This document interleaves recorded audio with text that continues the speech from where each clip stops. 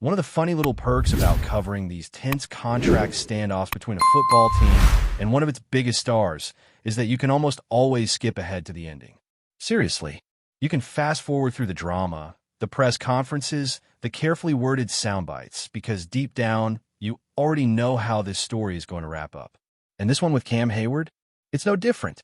Yesterday, after practice at St. Vincent College, Cam stood in front of the cameras and reporters, calm but firm, not backing down from his position for even a second. He made it clear that he wants his contract restructured.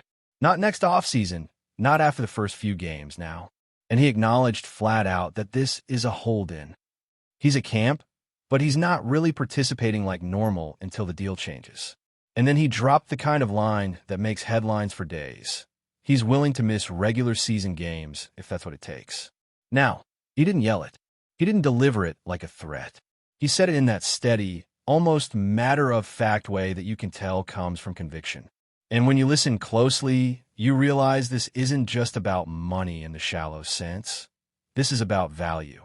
He said that when he looks around the league at his position, at what other defensive tackles and defensive linemen are making, he doesn't feel like his current number matches his production. He said he's ranked 22nd in pay for defensive tackles, 36th among all defensive linemen. And he's not shy about pointing out that after the year he had, a year where he played at an all-pro level, it's tough to justify those rankings in his mind. Cam admitted that when he signed his last deal, he actually told the Steelers front office, "When I have an all-pro year, expect me to come back." That wasn't a joke to him, even if he says people kind of laughed when he said it. He took that as motivation. And, true to his word, he's back at the table. Now, I'll be real with you. I don't exactly see eye to eye with Cam on how he's going about this. Not because I don't respect the player or the man. Anyone who knows him knows he's as smart, driven, and team-first as they come. But the way this move is playing out, that's fair game for criticism. There's a reason you hire an agent. If you know you believe in yourself enough to bet on having an all-pro season, you don't just sign a 3-year deal and hope they'll redo it out of goodwill. You build that into the contract from the start. You set up incentives. You negotiate options to reopen the deal under certain conditions. Or, if you're truly betting on yourself, you go for the 1-year deal, crush it, and make the team pay big immediately after. But here's the thing. Even with all that being said, I still know where this is headed. I know it because I've seen this movie before, and I've seen how this particular front office handles these situations. When you've got Omar Khan, Mike Tomlin, and Art Rooney sitting in the decision-making seats, you're dealing with guys who, at the end of the day, will bend for the players they love. And they love Cam Hayward. They love TJ Watt. They'll negotiate hard in public, sure, but when push comes to shove, they find a way to make it work. This is why I said earlier you could skip to the end. We've all seen how they handled TJ Watt's extension. He made it clear he wanted to be the highest-paid defender in some category. And after some back and forth, they gave it to him. They put up with his cryptic Instagram peace sign posts, whatever that was supposed to mean, just like they'll put up with Cam's public push now. And in the end, they'll pay him. They'll pay him because he's not just a player to them. He's a leader, a tone setter, the kind of guy you want in the locker room when the season's on the line.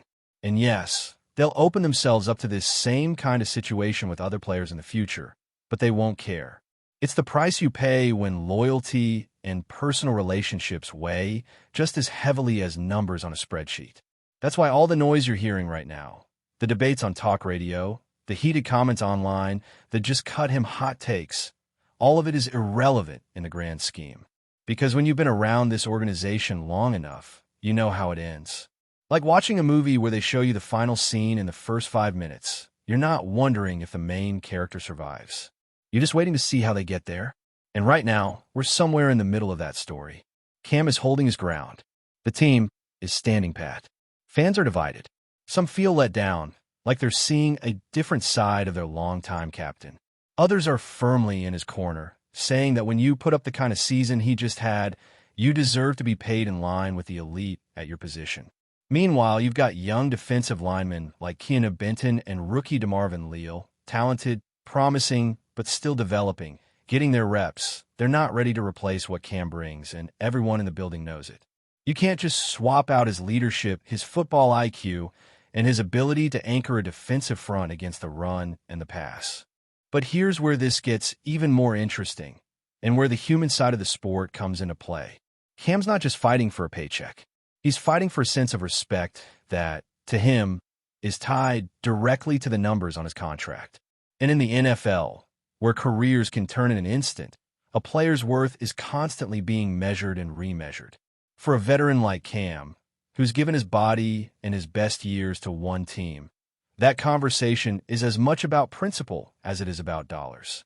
That's why I think the Steelers will find a way to bridge the gap. Maybe it's not a full restructure. Maybe it's incentives. Maybe it's a guaranteed bonus. Whatever the details end up being, it'll be something that lets both sides save face. Cam feels valued, and the Steelers can say they kept their captain happy without blowing up the cap sheet. In the meantime, buckle in. We'll have more practices, more subtle comment from both sides, maybe even a no comment or two that says more than any full quote could. But don't lose sight of the fact that we already know the ending. Cam Hayward will be in uniform for the Steelers this season.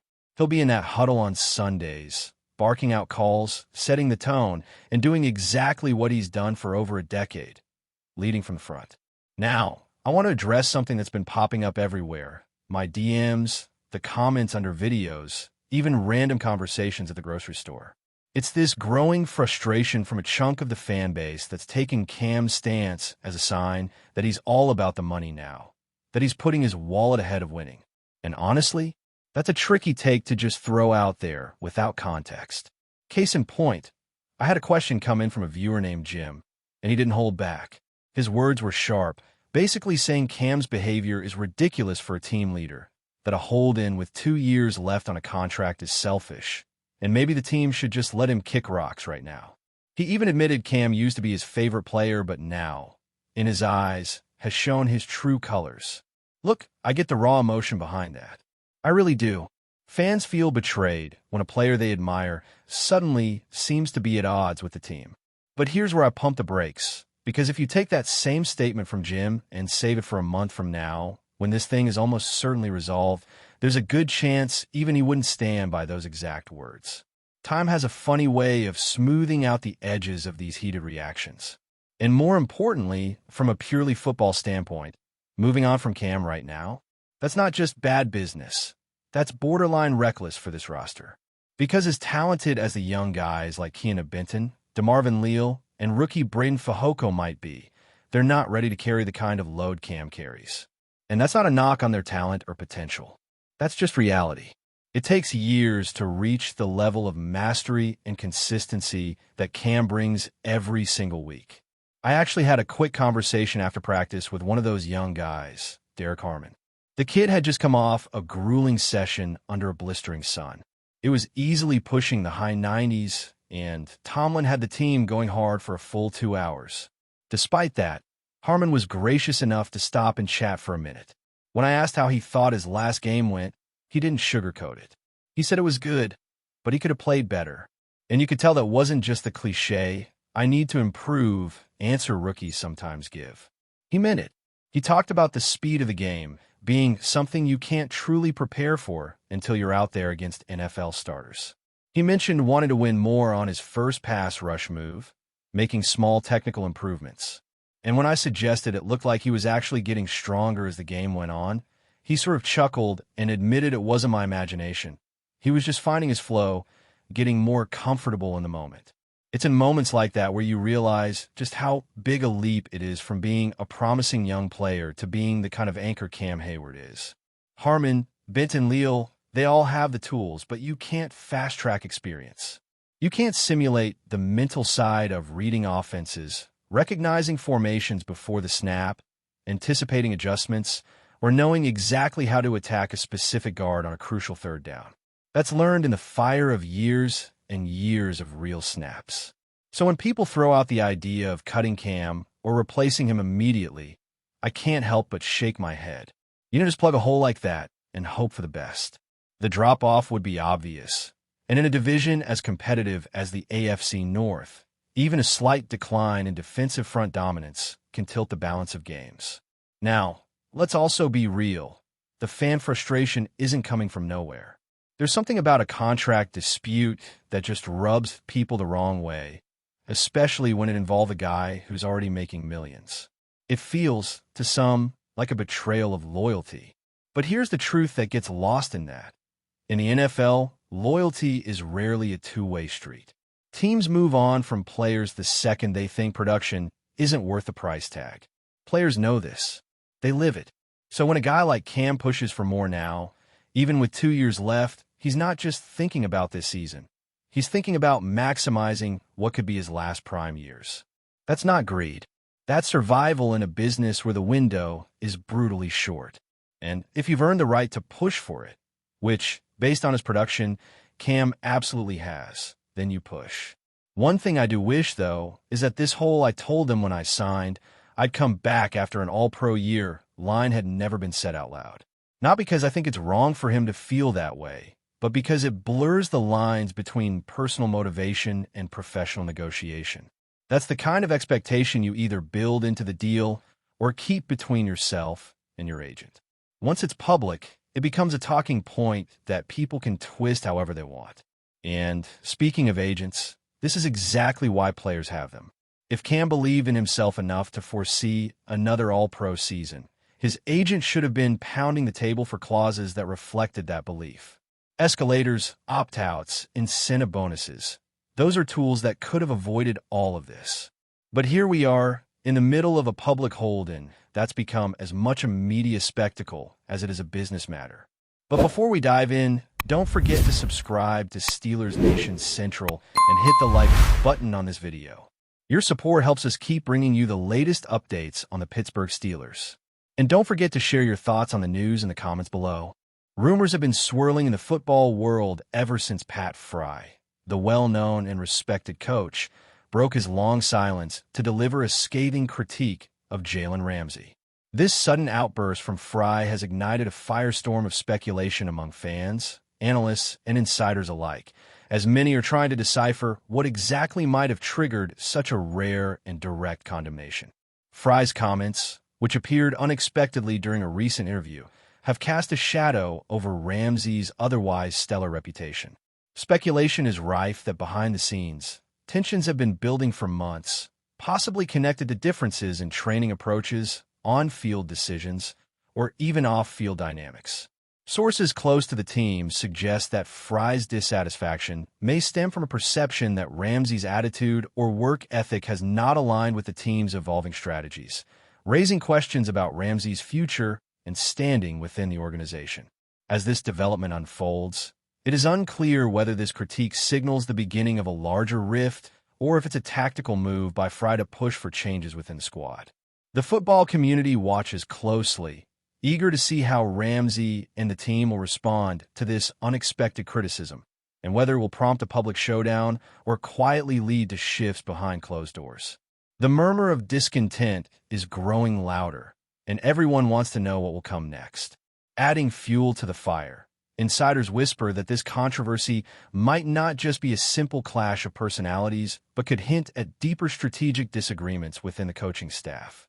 Pat Fry, known for his meticulous attention to detail and disciplined coaching style, may be pushing back against what he perceives as complacency or a lack of full commitment from Ramsey, a player who has often been celebrated for his talent and impact on the field.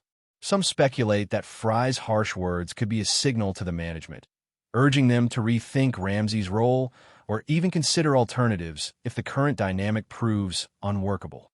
On the other hand, loyal supporters of Ramsey argue that Fry's outburst might be an overreaction or even a deliberate attempt to shift blame for recent team struggles. Rumors have circulated about possible disagreements over play calling and leadership roles, with some suggesting that Fry feels undermined or challenged by Ramsey's growing influence among teammates. As these whispers gain traction, it becomes increasingly apparent that this situation is far from straightforward. The possibility of a public rift threatens to overshadow the team's focus on upcoming competitions, leaving fans and commentators to wonder if this drama will escalate or if cooler heads will prevail to keep the team united. Meanwhile, speculation intensifies about the potential consequences this spat could have on Ramsey's career trajectory. If Fry's critique gains momentum within the organization, it could open the door to trades or shifts in Ramsey's contractual status, a prospect that has already stirred debates among analysts. Some insiders hint that this incident might be the catalyst for broader roster changes as the team aims to recalibrate its approach for the next season. On the flip side, there's also talk that Ramsey might use this criticism as motivation, sparking a renewed focus on proving his detractors wrong and solidifying his leadership role on and off the field. Discussions among commentators often highlight how this tension reflects the pressures elite athletes face to maintain peak performance amid evolving team dynamics and high expectations. The growing buzz suggests that Fry's comments are not just a passing moment, but part of a larger narrative about team culture, leadership clashes, and the challenges of balancing individual brilliance with collective goals. As this storyline unfolds, all eyes remain on how the team's management will navigate this delicate situation to either contain or amplify the fallout of this brewing conflict. Adding another layer of intrigue, social media has exploded with theories and heated debates since Fry's statements went public. Fans have dissected every word, trying to piece together the subtext and possible implications for both Fry and Ramsey. Hashtags related to the feud have trended, with some factions defending Ramsey vehemently, while others back Fry's call for discipline and accountability. This public discourse has amplified the rumors, making it nearly impossible for the team to keep the situation under wraps. There are even murmurs that this incident could influence locker room morale, possibly dividing the squad between those who side with the coach and those loyal to Ramsey's leadership. Analysts speculate that such a divide could have long-term effects on team chemistry, crucial as the season progresses. Meanwhile, sports talk shows and podcasts have picked up the story, debating everything from Fry's motivations to Ramsey's potential responses. Some suggest this might be a power play by Fry to assert control, while others believe Ramsey's response will define his legacy. The intensity of the public reaction underscores how much this situation has captivated the football world, transforming what could have been an internal matter into a spectacle of rumors and speculation.